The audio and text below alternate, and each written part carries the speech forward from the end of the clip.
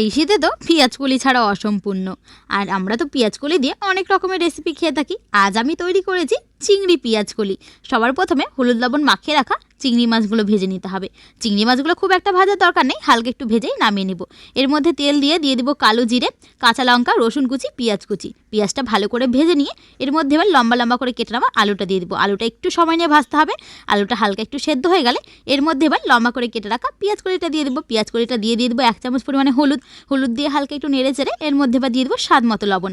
হালকা একটু সব কিছু কষিয়ে নিয়ে এর মধ্যে দিয়ে দেবো জিরে গুঁড়ো, ধনে গুঁড়ো আর কাশ্মীরি লাল লঙ্কার গুঁড়ো। হালকা একটু সময় নিয়ে খুব ভালো করে সবজিগুলো কষিয়ে নিতে হবে। আমি সামান্য পরিমাণ একটু জল দিয়ে সব সবজিগুলো একটু সময় নিয়ে কষিয়ে নিয়েছিলাম। সব সবজিগুলো খুব ভালো করে কষানো হয়ে গেলে এর মধ্যে এবার ভেজে রাখা চিংড়ি মাছটা দিয়ে দেবো। চিংড়ি মাছটা দিয়ে 2 মিনিট খুব ভালো করে নাড়লে চাড়ে দেখবে একদম গামাখো হয়ে এসছে। গামাখো হয়ে গেলে নামিয়ে নিব। ব্যাস, গরম গরম ভাতের সাথে সার্ভ করো।